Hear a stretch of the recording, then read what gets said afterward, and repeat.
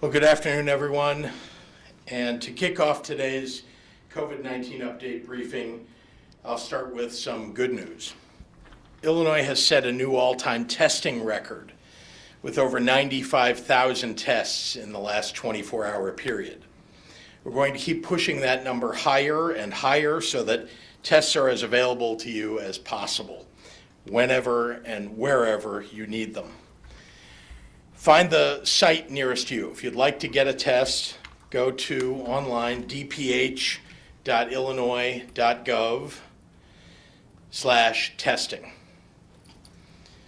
As of this morning, Region 6, East Central Illinois, has now sustained an average positivity rate of 8% or higher for 3 days in a row. Today hitting a 7-day rolling average of 8.6%, meaning that starting Monday, they will join the majority of the state in operating under resurgence mitigations. That's up from 5.2% in mid-September, the summer peak of 6.2% over Labor Day weekend, and the all-time low of 1.1% in late June. And the region's COVID-related hospital admissions today have tripled since mid-September, up to an average of 18 per day from just 6 per day.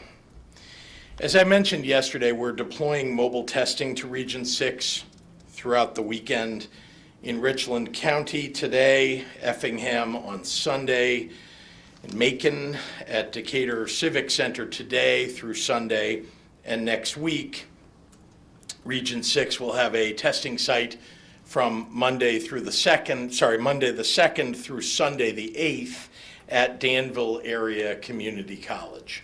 Again, go to our testing site on the DPH website to find a testing site near you. Region 6 is our 10th of 11 regions to require additional resurgence mitigation in recent weeks. The final region, Region 2, which includes Peoria and Rock Island, today crossed the 8% positivity threshold for the first time, reaching a new 7-day rolling average of 8.5% as of today.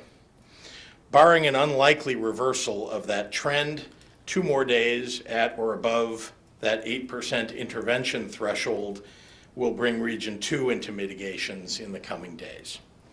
Once again, this is a problem that is affecting the entire state. I'd just like to remind parents and kids alike to make good decisions tonight and tomorrow for your continued good health. Find new ways to celebrate the holiday while staying safe from the virus.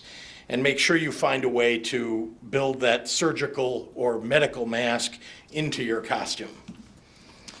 The safest way to do Halloween this year, of course, is virtually and from home. That said, for those who want to find more of a middle ground, IDPH has put forward and provided some ideas for how you can have a safer neighborhood trick-or-treat event. That's available on our website in both English and Spanish at dph.illinois.gov/COVID-19. In the end, whatever fun you choose, please remember this virus does not make exceptions for holidays or because you want to take a break from it. With community transmission rates on the rise all around the state, it's more important than ever to take caution, mask up, avoid gatherings, and ensure your family gets through this as safe as they can be. Think seriously about whether you need to be going out to celebrate at all. And if you decide to go out, keep as much of your activity outdoors as possible and remain masked. Let's remember that the quickest way that we get our kids back into schools and businesses open and workers employed is to bring down infections and positivity rates and hospitalizations in our communities.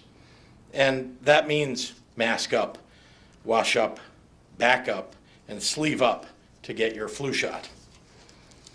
Before I hand over the podium, let me take just a moment to say that I know you hear those words, mask up, keep your distance. You probably hear those from me virtually every day. You see them around your neighborhood, and from local officials you hear them. In many ways, For many people, I fear they've become like background noise. So let me just remind you of what they really mean. Almost 2 months ago here in Chicago and again in Springfield, I joined faith leaders of every background in a memorial service to honor the 8,000 Illinoisans we had lost at that time to this virus, along with a handful of families who courageously shared their stories of their lost loved ones, allowing us all to grieve with them for those that we've lost. It is a great indignity of this disease that it has also stolen our traditional and more profound ways to mourn. Full-hearted gatherings of loved ones, coming together for the funeral and memorial services that often do perhaps as much for the souls of the living as they do for the dead. At those services in September, we heard directly from some of these families. We bore witness to their pain, a pain that now gets twisted and tormented by the people who go around and declare that efforts to prevent further loss are an assault on their freedom. Whether or not you've lost someone to this virus, it's okay to grieve. It's okay to feel despair. It's okay to feel that the world is crashing down upon you. Even if you look left and right and wonder, is it fair for me to be feeling this way? Yes, it is fair to mourn the losses, the wrenching loss of life, but also the loss of our ways of life. Everything we are experiencing as a state, as a nation, as a world, it is so hard for so many people.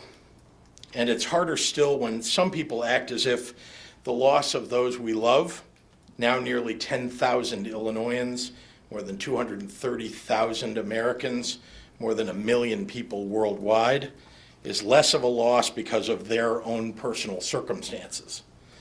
So when I ask you to wear a mask, when I ask you to take care of your community, it's not because I think it's fun to ask. It's because I've heard directly from those who have lost someone that they love, those families whose normal is never coming back, vaccine or not. It's because I don't want any more people to experience that horrible, scalding pain of life lost too soon. A pain made all the more unbearable when the world turns its back on ways to help. The stories that these families share about how their lives are less whole because they lost someone to this pandemic, well, that's what makes me cry. So please, do what it takes to show that you care enough to help where you can. It just might save a life. It just might save you. With that, I'd like to turn it over to the Director of the Department of Public Health, Dr. Ngozi Ezike. Doctor.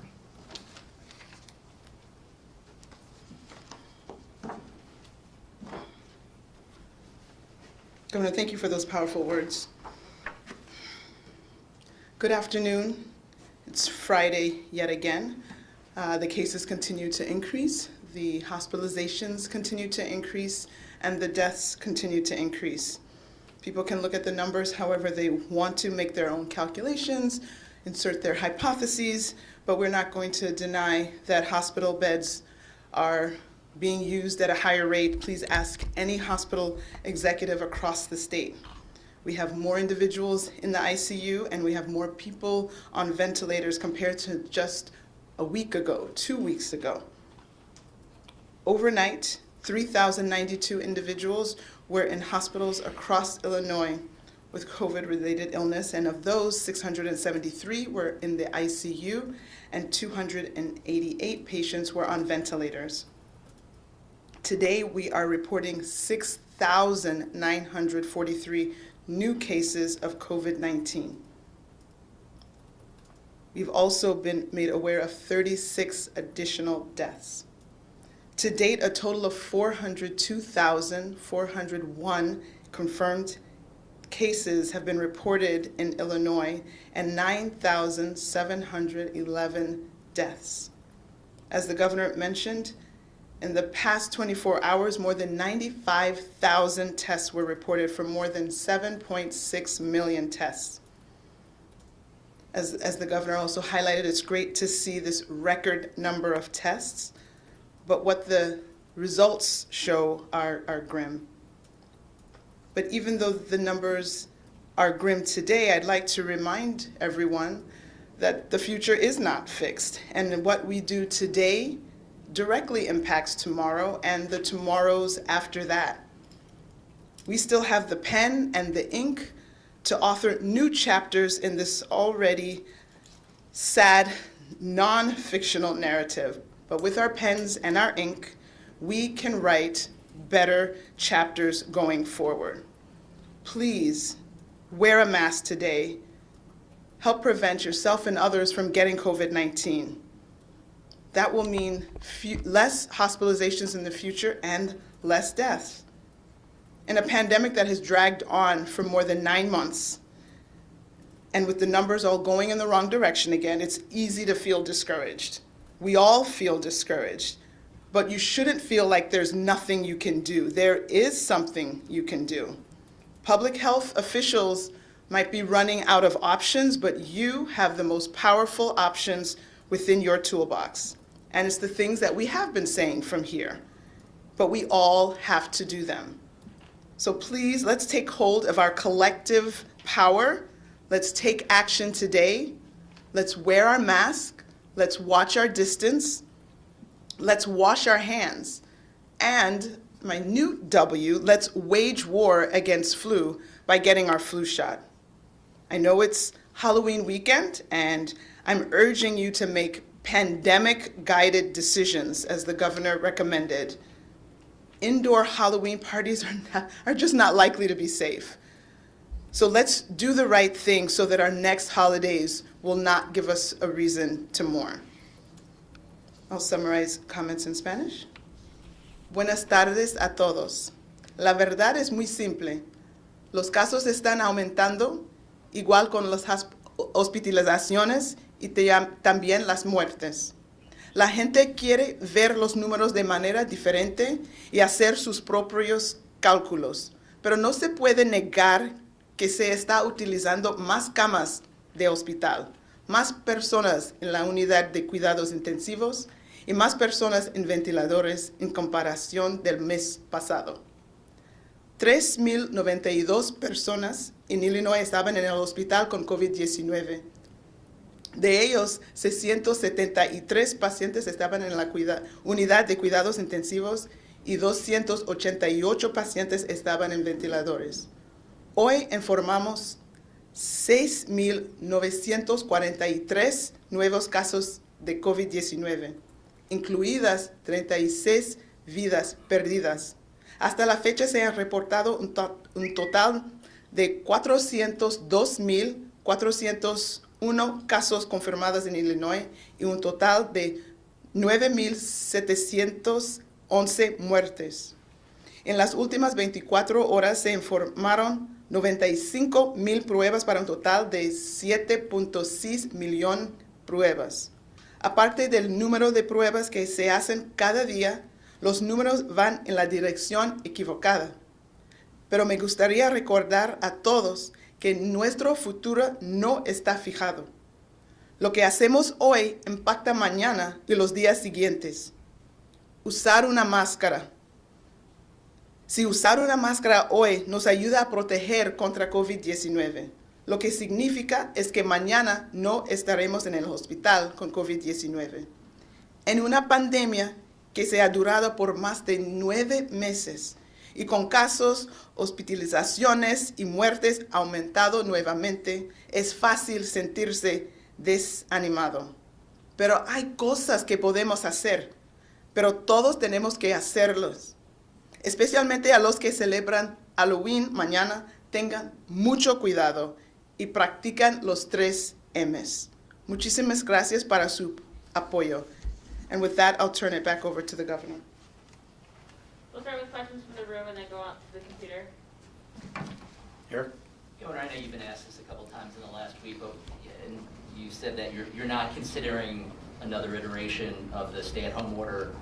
At what point, if all 11 regions are in mitigation, I mean, what would trip this move into something a little bit more broad?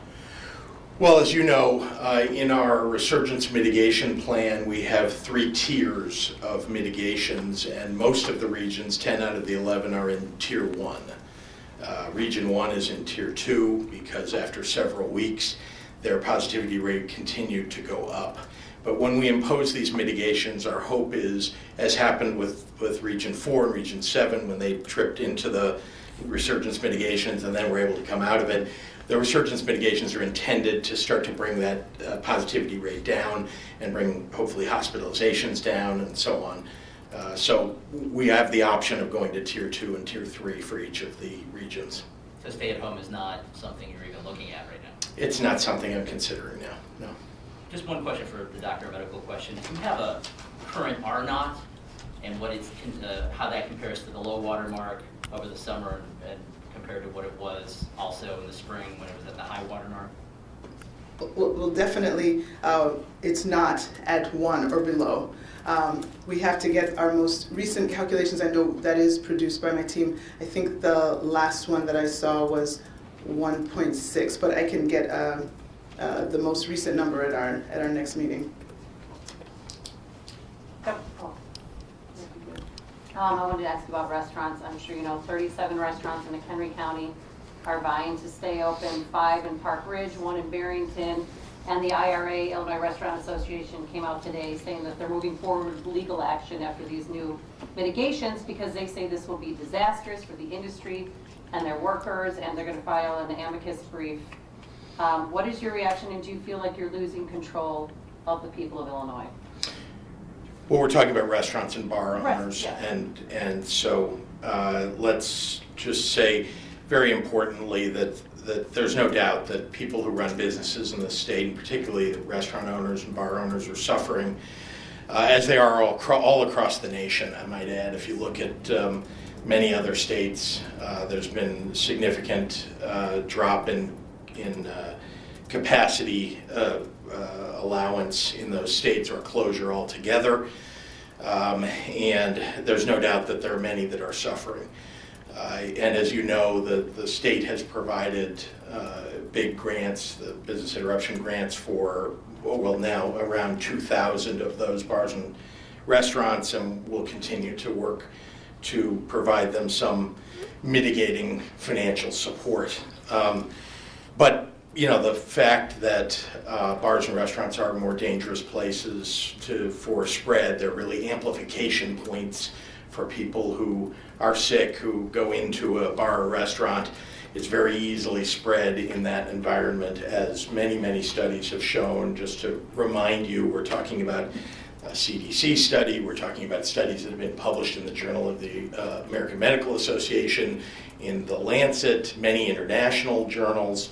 It's clear that there's no real difference between going into a bar or restaurant in one state than in another state. So when you see the evidence in states all across the nation that people are transmitting the disease in bars and restaurants, it's true here in Illinois too. It's unfortunate. Look, this disease is unrelenting. It doesn't care about what the location is, and what we're trying to do here is to limit the cases, the hospitalizations, and the deaths. One more thing, which is, we every day we now see these numbers going through the roof. And so the idea that we're going to, make the locations that are amplifying the number of cases and the spread, the transmission of this virus, that we're going to open those even more at this point makes no sense to me. Because they just wanted to sit down because they think that they've been going over all the safety measures, social distancing, sterilizing everything, wiping down every chair, every countertop, and they want to meet with you. Are you willing to meet with them? Oh, yeah. And let me say one other thing, which is I think bars and restaurants have done a good job of, in all the areas in which we have allowed them to remain open too, outdoor tents and outdoor igloos, to keep people warm as the weather gets colder, in pickup and delivery. And I want to encourage everybody that's listening and watching, please support your local bars and restaurants. Please take make the effort to reach out to them, to use their services. We do want them to do as well as we can possibly have them do during this time, and again, the state will continue to support them. Governor, Yes, sir. on that IRA topic, they do say that they are the most regulated, some of the most regulated industries, and they've adopted to many of the policies here. But the question many are asking, if you close down indoor dining in these regulated restaurant places, the fear is groups will instead gather privately and drive up COVID rates in unregulated private places like households. Can you respond to that? Sure. Let me be clear that there are multiple locations in which the spread of the virus is taking place. One of them is in private homes while businesses, restaurants, and bars have been open. And the fact that going into a home can be a spreading location is to some degree unrelated to the fact that you can go into a bar. Remember, you go into a bar or restaurant, you may be with some friends of yours, but you're also now with a whole bunch of other people that you don't know. And so the idea that your bubble is somehow protected in a more public place than in your home is just not accurate. And again, I want to say that if you want to see the studies, and I think we've sent them to you, I hope people will read them, and the many articles about the spread of the virus in these locations. It's clear that we need for sure to limit bars and restaurants at this moment. We also need for people to pay special attention to those gatherings at home, to not do it. And this takes a lot of personal responsibility on people's part, because we're not going to be knocking on their doors about it. We just want people to do the right thing, and we're very clear about that, and I'll say it over and over again. Can I ask you another follow-up on one of your headlines Yeah. today about testing 95,000 in the last 24 hours? Yeah. We have some video coming in of people around the block many times in places right now, speaks to that quantity. Sure. While the state is setting COVID testing records, is there concern about the ability to handle this upsurge? Can you talk a little bit about... With testing, you mean? Yeah. Look, I'm always concerned, I suppose, if 150,000 people show up on a day when, we can only handle 100,000 tests, for example, then that would be a challenge. We're going to try to get everybody a test, though, that's for sure. Now, I will remind you that we have these additional antigen tests, which are they haven't quite come online. You don't see them in the numbers when you look at our IDPH website because there are not very many being applied right now. But there are many available, and they will be applied. We're using them for surveillance, for example. We're using them in specific kinds of locations like long-term care facilities, et cetera, so that we can get more testing going in those locations.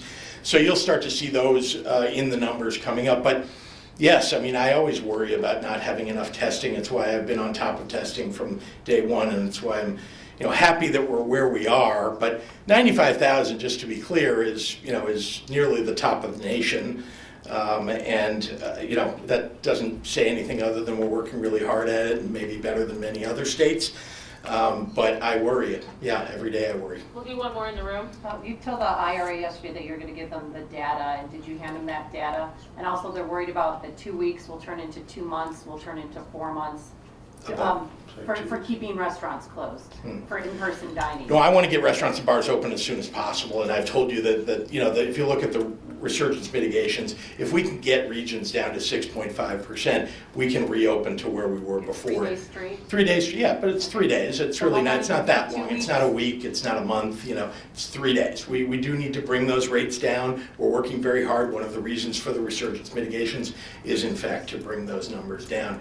So, we're going to continue to follow the science, follow the data, and try to move everybody to personal responsibility, wearing a mask and washing their hands, doing the right thing. That really ultimately will make the biggest difference of all. Tony Arnold at WBEZ. With France and Germany announcing nationwide lockdowns, have you given any more thought to another stay-at-home order for Illinois, and do you think it would be effective at slowing this recent spike in cases? I'm not currently considering a stay-at-home order for the state of Illinois. Obviously, it's something in the toolboxes of other countries that they're taking, they're moving forward with because of the rate of infection there. But right now, I think, we have pretty good mitigations within Tier 1, Tier 2, and Tier 3. And it takes a couple of weeks for the mitigations to take real effect. Because as you know, when somebody gets sick on one day, it may be a week before they end up in a hospital. It may be another week or two before they might end up in an ICU. And then, of course, some of those will end up on a ventilator, and unfortunately some will die. Jim Haggerty at the Rockford Advocate. Governor, we're seeing more churches in Region 1 meeting in person with masking and social distancing. Is that something that's supported by your office, or should churches stop meeting in person under Tier 2 mitigation? I want people to be able to worship, but I also want people to be safe. And so we've told pastors across the state that we would encourage them to have online services. We'd encourage them to have very small gatherings that might be broadcast to others. I think that's the safest thing to do, particularly in this environment. You know, as we say about bars and restaurants, for example, add on top of that kind of environment where people are maybe packed into a building together and not socially distanced, that there are people that are unmasked and singing, and we know that spews droplets out into the air and can be more dangerous. So we're encouraging everybody to just be extraordinarily safe. We prefer stay-at-home, services so that people can watch and listen online. Dave Dahl, WTAX. Complaints continue that you're freezing out lawmakers. A 3-minute conference call yesterday and a refusal to share your data. What would make lawmakers say this about you? I think you mean a 30-minute conference call, not a 3-minute conference call. It's pretty hard to have a 3-minute conference call, and that didn't happen. We're not freezing anybody out. I speak with lawmakers all the time. I've spoken with both Republicans and Democrats, multiples of them.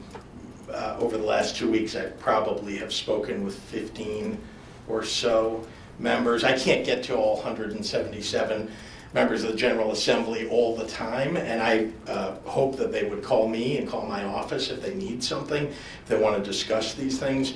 I certainly reach out to them when we know that we're heading into these difficult moments and try to get their feedback and their help. And I've done that all along. We've made a lot of adjustments because of recommendations that we've gotten from members of the General Assembly. And of course, we work with them on the commission that was created for our plan for Illinois. And so I'm regularly talking to the folks on that commission. Okay, so Cole at WCIA, Dan Petrella, and Jim Leach all sort of have the same question. I'm going to try and combine. Are they working together on this? No, I mean, but it's very similar. So a lot of vocal pushback from people in the restaurant industry. Sure. A lot of businesses ignoring the mitigations.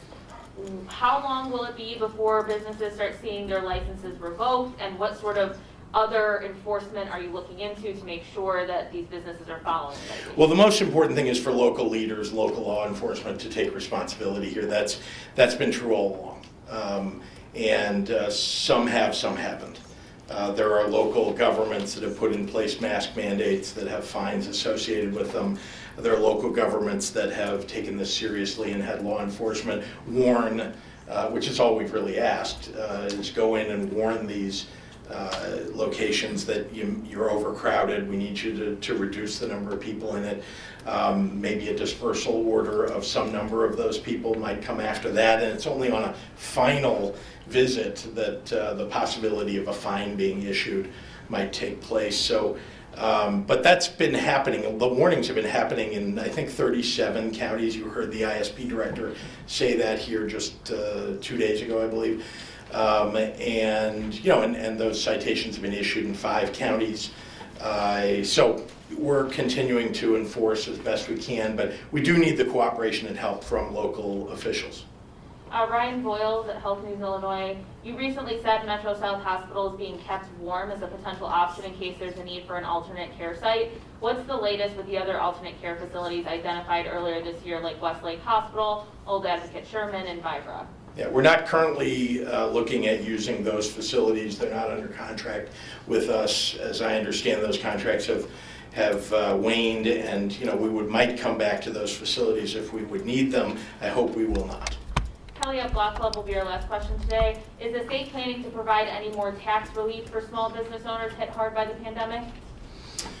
We'll certainly look at what more we can do. As you know, we're providing direct subsidy, in fact, dollars directly to those businesses to help them out, and that might serve as some mitigation for them of the financial challenge. But as you know, the finances of every city and every state are have difficulties, and so too the state of Illinois. So we'll do the best we can.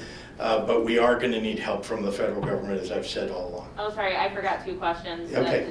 Can Dr. Ezike talk about how well-staffed and equipped hospitals in Region 3 and 6 are to handle the rise? And also, can you elaborate on some of the locations that we're seeing the outbreaks, and how does this wave compare to the outbreaks we saw in nursing homes in the previous wave? Quite a few pieces in there. Okay. First question regarding regions 3 and 4, 3 and 6. So regions, when I look at the state and look at what's happening in our hospitals, in my mind I'm putting regions 7 through 11, which is essentially Northeast Illinois. I'm kind of differentiating that from regions 1 through 6, and I'm doing that because the biggest burden of the first wave was borne by regions 7 through 11. Of course, every single county, every hospital saw COVID, but it was heavily borne by 7 through 11. So they have been through this. They've had to surge. I'm saying that regions 1 through 6 had not had the threatening of using nearly every bed to deal with the effort for that first wave. And in fact, as I'm looking at all the hospital capacity, all the bed usages across the state, I'm seeing that the numbers that we have in the hospitals in regions 1 through 6 are already at their peak levels from wave 1, right? So we are already seeing numbers that these hospitals saw at the highest point of wave 1, and we are not at the peak now. So that's just to frame it and make sure we all understand that we are getting into territory that most of these hospitals had never seen before. So as we see that, there is concern that regions 3 and 6 have the possibility, not today, if someone, I don't wish this on anyone, but if someone were to get sick today, there are beds for everyone today. But if you forecast out with the amount of cases that we're having, which suggests a certain number of hospitalizations in the future, we do predict that there could be shortages in as short as 2 to 4 weeks.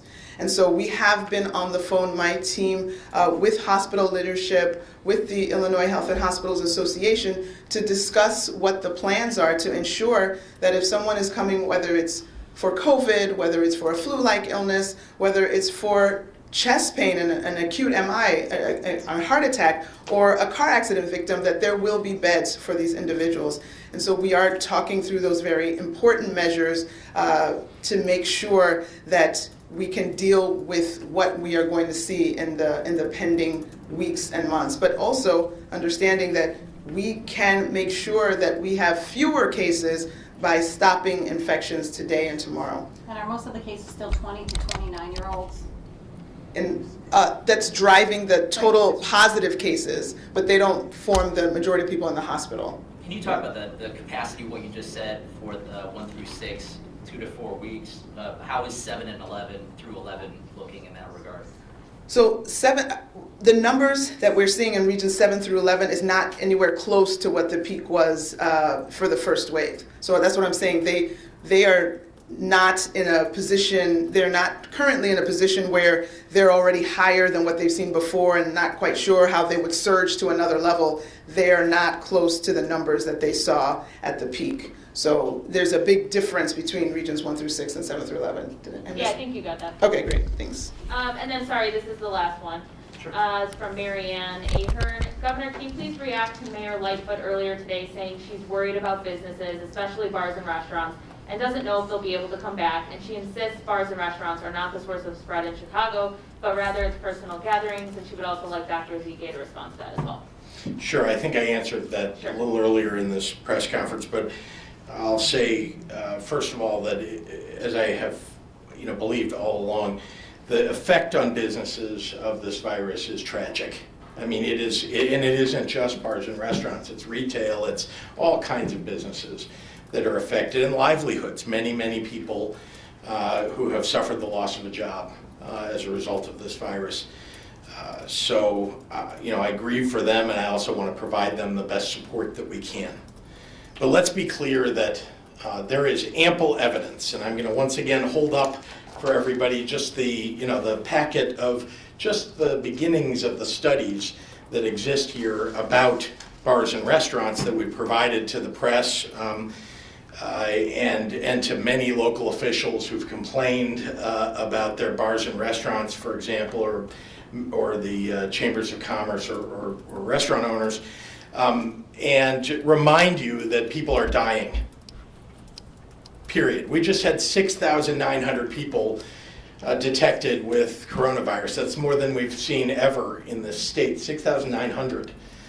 We now have hospitalizations going up. They're almost double what they were just a few weeks ago.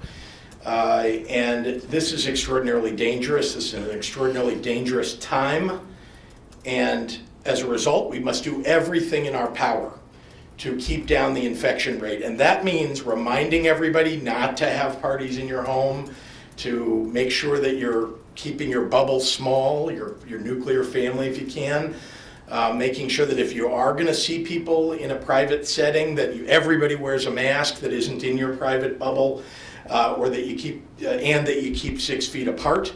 And I just, all I can say is that I am going to fight this virus. We have got to get these numbers down, and you know why? So we can reopen the bars and restaurants. So we can reopen our school, make sure that our kids can go to school. The schools are open to the extent they choose, to have in-person schooling. And I want every kid to be able to go to school in person every day.